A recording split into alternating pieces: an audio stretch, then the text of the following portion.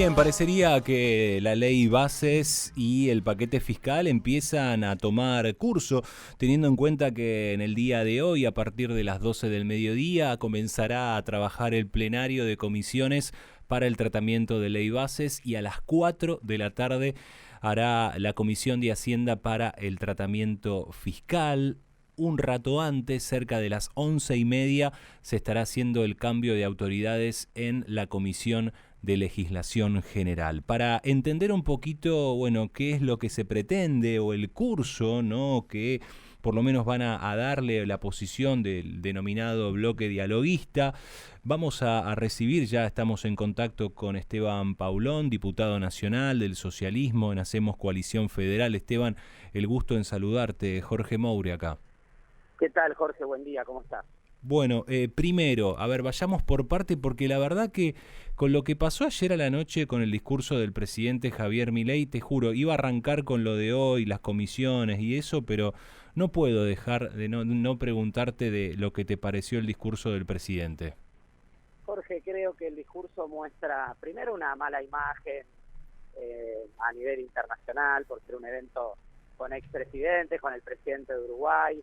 Creo que lamentablemente ese stand-up que planteó Javier Milei, en donde se burló de distintas personas, donde mostró una enorme desconexión con la realidad cotidiana de los argentinos y las argentinas, hablando de números, hablando de estadísticas, pero muy, muy lejos de lo que es el día a día de tantas personas que le están pasando mal.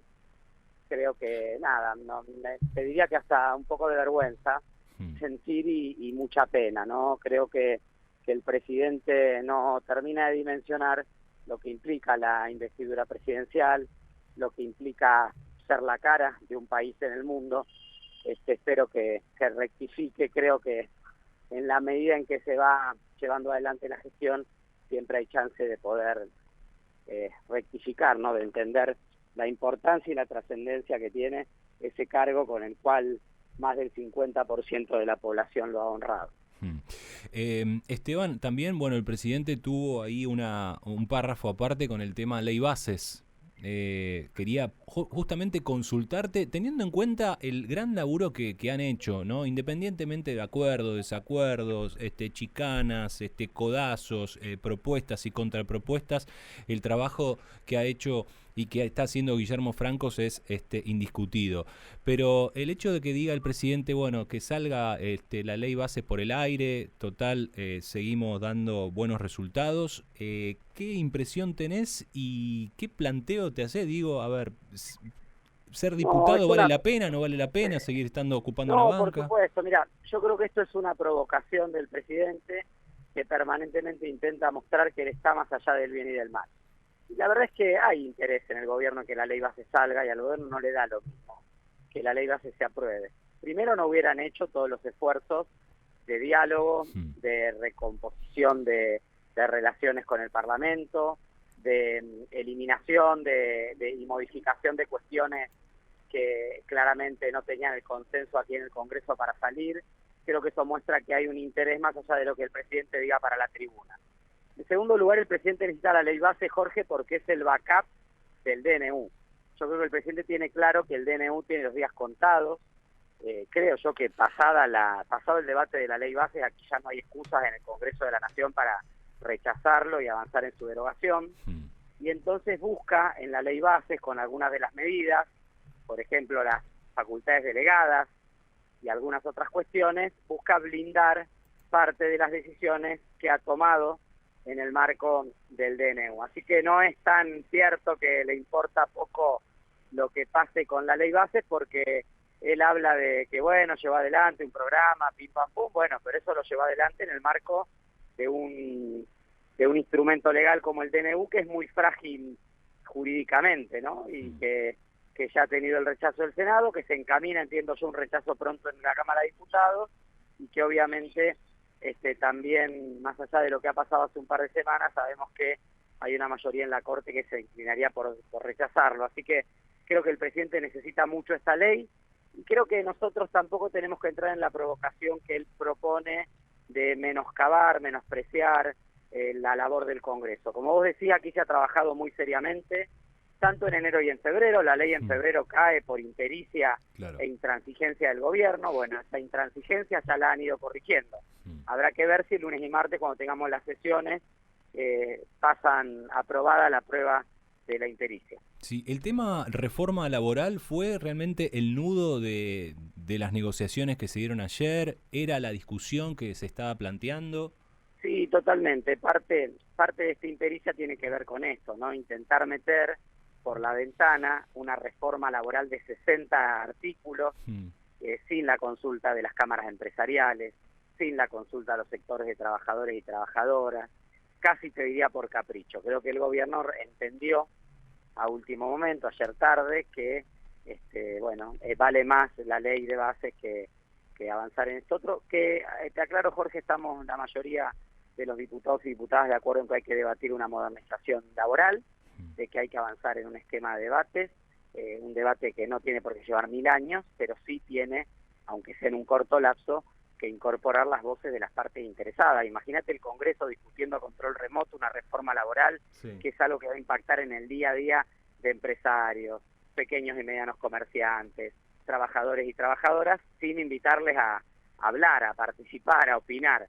Así no se construyen las leyes, porque después son de muy difícil cumplimiento. Claro. Entonces creo que hay que abrir un debate muy pronto, pasada la ley base, a partir del 2 de mayo a disposición, todo lo que haya que trabajar, con la intensidad que haya que trabajar, para pensar unas mejores herramientas para, sobre todo, garantizar que haya más empleo registrado en Argentina y obviamente tratar de evitar lo que se viene. Pero es buena en el marco de esta recesión. Sí, digo, ¿es buena esta reforma laboral?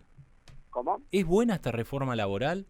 No, pero hay que debatirla. O sea, la verdad que lo peor de todo es una reforma laboral del libro cerrado, porque no solo es mala, sino que es inconsulta y no han participado los actores económicos y sociales que están involucrados.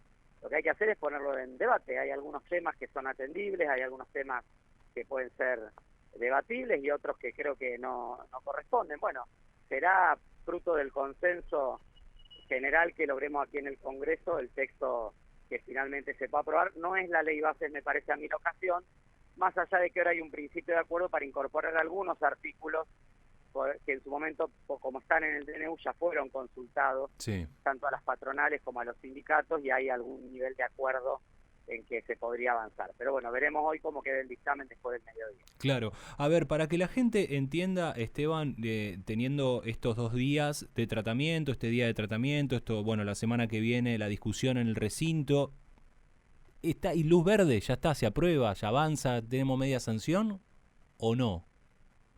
Bueno, a ver, como todos los proyectos va a comisiones y hoy en las comisiones se va a dictaminar, es decir, se van a consensuar los textos que van a someterse a votación por mayoría o minoría en el recinto. A priori, pensando en la experiencia de febrero y que esta es una ley que va en el mismo sentido pero que es un poco más amigable, te diría que entiendo que hay una mayoría de diputados y diputadas que van a votar la ley en general. Es decir, nuevamente el gobierno va a tener la ley base en general como la tuvo en febrero. Claro. El gran desafío es el tratamiento en particular, artículo por artículo, donde creo que hay acuerdo en algunos temas y hay otros que todavía siguen generando muchas dudas. Por ejemplo, esa facultad delegada para eliminar y fusionar organismos públicos, incluidos los creados por ley, que no se le había dado nunca antes a ningún presidente, o el régimen de incentivo a las grandes inversiones. Nosotros hemos recibido muchas opiniones de las cámaras empresariales, industriales, muy preocupadas por lo que implica esto, sumado a la eliminación del compra argentino que hizo el DNU. Esto puede tener un efecto muy, muy negativo en nuestras provincias, sobre todo en las provincias que tenemos industria más desarrollada. Hay dudas con el tema del paquete impositivo, obviamente dónde va a quedar el piso de ganancias, qué pasa con bienes personales. Bienes personales es pan para hoy, hambre para mañana. Hay una estimación de que las provincias este año van a recaudar, pero el año que viene, por bienes personales, mi provincia, por ejemplo, va a recibir alrededor de 60.000 millones de pesos menos. Es una detracción de recaudación muy importante porque esa reforma de bienes personales propone que se puedan adelantar el pago. Entonces, a una alícuota muy, muy baja, de una quinta, sexta parte de lo que hoy es lo que se paga por bienes personales, las personas que lo pagan pueden adelantar 5 años a esa alícuota baja compensar lo que es la recaudación para este año para el gobierno nacional, y esto se coparticipa, pero a partir del año que viene son fondos que no están hasta el 2027, 2028. Así que hay varios temas, todavía letra fina, pero te diría que en líneas generales el gobierno va a tener una media sanción de la ley de base. ¿No hay en agenda parlamentaria el tratamiento de una actualización del presupuesto? Bueno, debería estar, lo estamos reclamando desde nuestro bloque, lo planteamos en el debate, en el marco del debate por esta iniciativa, porque creemos que no se puede seguir gobernando con un presupuesto que se elaboró en septiembre del 2022, más de 300% de inflación en el medio, y sobre todo también creemos que es ocasión, ya que estamos discutiendo tantas cuestiones, de ver las exenciones impositivas, los regímenes especiales, que hoy le quitan muchos recursos al Estado y que hacen que finalmente el ajuste lo estén pagando jubilados, jubiladas, y no equitativamente todos los sectores de la sociedad. ¿Qué te pareció lo que ocurrió en el día de ayer en la sesión fallida?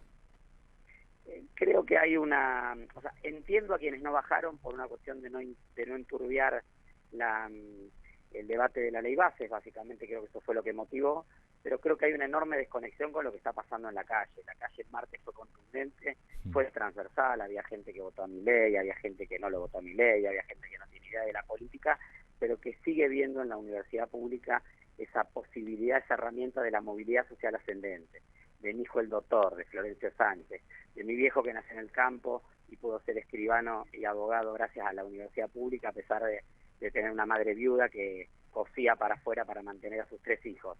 Esa idea de movilidad, esa idea de progreso, es lo que sintetiza y simboliza la universidad pública, y creo que es importante tomar nota de eso, ¿no? Más allá de que nosotros no íbamos a resolver el fondo de la cuestión en la sesión, creo que era un gesto muy importante que el Congreso asumiera una lucha que desbordó las calles y que nos estaba diciendo algo, ¿no? Creo que ha sido una oportunidad perdida, pero no tengo duda que muy breve, seguramente la semana que viene, se van a dar las condiciones para poder avanzar en concreto sobre el tema. Esteban, muchas gracias por este contacto con nosotros. Gracias a vos, Jorge. Abrazo. Esteban Paulón, diputado nacional del socialismo en Hacemos Coalición Federal, pasaba por Mañana Sí. Mañana sí. Mañana sí. Una mirada crítica y constructiva sobre la realidad.